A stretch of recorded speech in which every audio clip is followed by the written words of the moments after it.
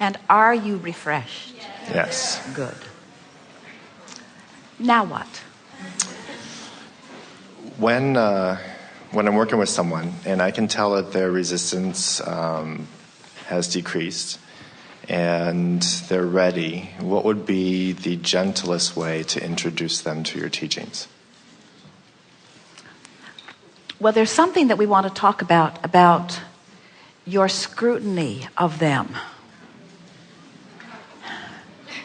Because if you're checking them out too closely, then you're not really doing what we want you to do relative to them. Mm-hmm. You see what we're getting at? Mm-hmm. In other words, if you will remind yourself on a really regular basis that you're intuitive, that you are standing over there in the vortex with their inner being, and that you'll know exactly what to say and how to say it and when to say it, and not try to figure it out in advance. Just go with what you feel, because you can be brilliant like us.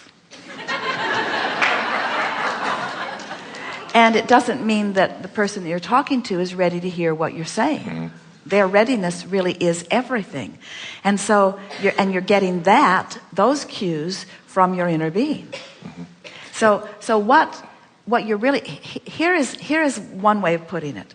Law of attraction is always calling them to their vortex. Did you hear us earlier when we were talking about the difference between letting your point of attraction be from inside the vortex, where you're in concert with all that you are, or having your point of attraction be outside the vortex, where you're not allowing that full power?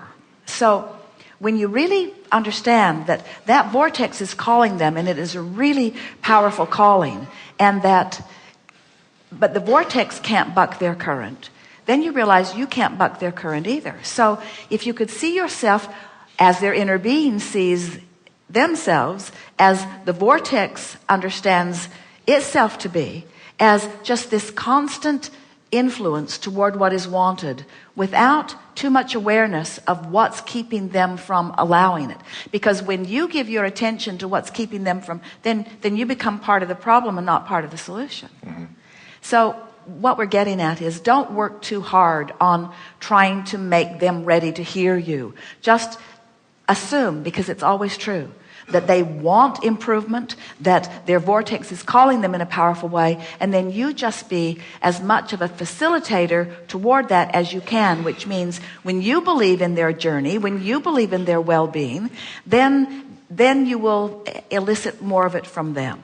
It's been very fun for me as I've gone through my own journey with this and with your teachings, that I've noticed that the more that I'm in my vortex and the more that I relax with myself, my intuitive nature has come to the forefront a lot more. And I do. And what is that intuitive nature? That's the wholeness of you. In other words, when you say my intuitive nature comes forth, what you're saying is, I'm jiving with my inner being. I have the knowledge that my inner being does. I have the timing of my inner being. I have the clarity of my inner being. I have the wisdom of my inner being. Mm-hmm. That's what intuition, that's what that intuitiveness is. Intuitiveness, let's call it intuitiveness. In tune. You've tuned in to that. The difference between you as an attractor when you're in alignment, and you as an attractor when you're not in alignment, is so big that we're not even talking about there's no value unless you're in tune with who you are. Mm. You're just the dog and pony show going through the paces, you see. Mm-hmm. I noticed I went to the seminar that was in Los Angeles, and you spoke about general and specific, which I thought that was the first time that I had heard that, and that was brilliant to me. And it has been amazing with my patients to be able to talk to them about that. So can you maybe just clarify that just a little bit more as to when to use the general and the specific and what they want? In the majority of cases, when you're interacting with someone who's standing in a place they don't want to be, mm-hmm. it always applies, because in the specifics of what they're living, the more they are specifically noticing what they don't want, the more they are holding themselves apart from what they do want. And so the more you can help them to diffuse the specifics into the general, the law that he's talking about, the focus wheel was a process that we were offering before to help you become less specifically resistant. But this general process is even better. So here's how it works. So when you really know what you don't want, you really know what you do want, but they are different ends of the vibrational spectrum, and you just can't jump right over there. So the more specific you are, the faster, the more you are holding yourself resistant to what you do want. And if you can let go of those specifics and get into a more general place, then as you go from specifically negative to generally negative, then it's quite easy to move from generally negative to generally positive. And then it's quite easy to move from generally positive to specifically positive. While it's impossible to move from specifically negative to specifically positive. It just doesn't work. The frequencies are too far apart. So by getting them to speak in general terms, but they want to speak in specific terms because they're manifesting specific things that they want to specifically talk about. But it holds them actively in opposition to their improvement. And it's a tricky thing because they're coming to you to help them feel better, but there's specific things that they want to address. And so you don't have to, but it would be helpful if you could let them know that you don't want to get too specific. And if we were standing in your physical shoes, we would tell them why. The more we talk about what is, the longer we stay here. Mm-hmm.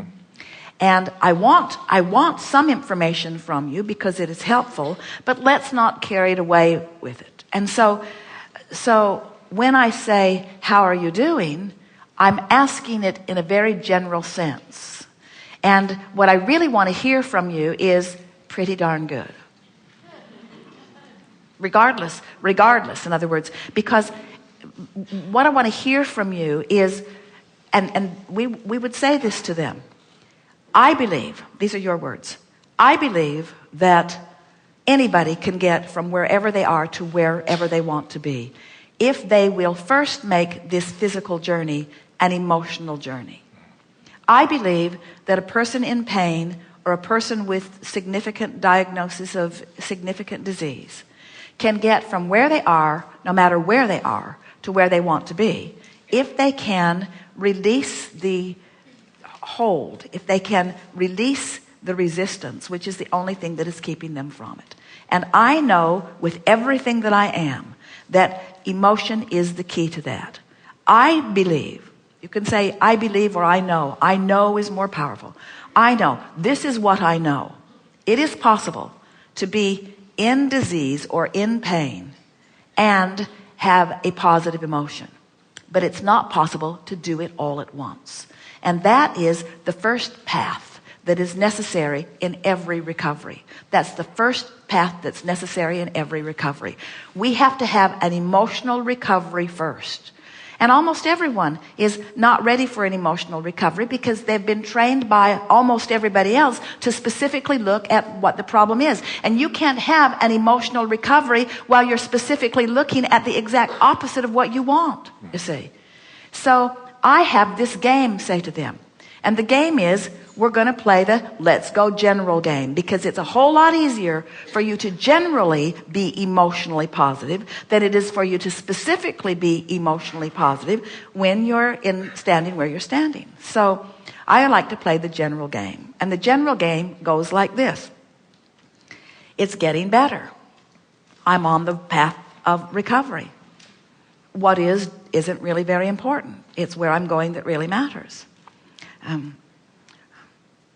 This too shall pass. It's going to be all right. It actually is already being all right. Things are always working out for me. Things are getting better and better.